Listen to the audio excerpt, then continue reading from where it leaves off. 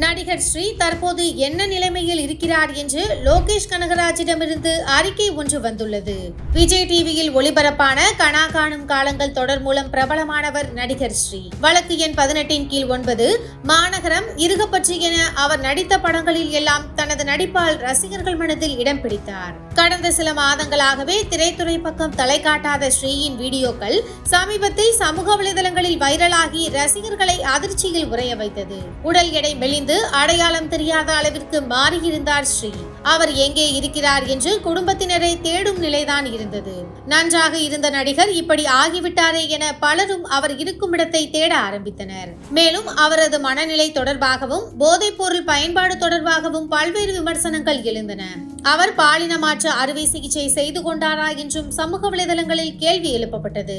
அதேபோல் அவரது நண்பர்கள் கொடுத்த பேட்டியில் மற்ற நடிகர்களால் ஸ்ரீயின் வாழ்க்கை போய்விட்டதாக விமர்சனம் செய்திருந்தனர். இந்த நிலையில் ஸ்ரீயின் நிலைமை தொடர்பாக அவரது குடும்பத்தினரே விளக்கம் கொடுத்துள்ளனர். இயக்குனர் லோகேஷ் கனகராஜ் இது தொடர்பாக அறிக்கை வெளியிட்டுள்ளார். அதில் ஸ்ரீ தற்போது மருத்துவ கண்காணிப்பில் இருக்கிறார். மருத்துவர்களின் அறிவுரைப்படி சில நாட்களுக்கு சமூக வலைதளங்களை பயன்படுத்த மாட்டார். அவர் நல்ல நிலைமைக்கு திரும்புவதை கருத்தில் கொண்டு அனைவரும் அவரது தனியுரிமையை மதிக்க வேண்டும். பொய்யான தகவல்கள் எங்களுக்கு வருத்தம் அளிக்கிறது.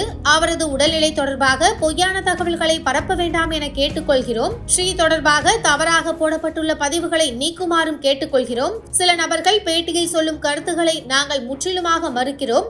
உங்களது அன்புக்கும் ஆதரவுக்கும் நன்றி என தெரிவித்துள்ளனர். லோகேஷ் கனகராஜ் இயக்கத்தில் ஸ்ரீ நடித்த மாநகரம் திரைப்படம் திருப்பு முனையாக அமைந்தது.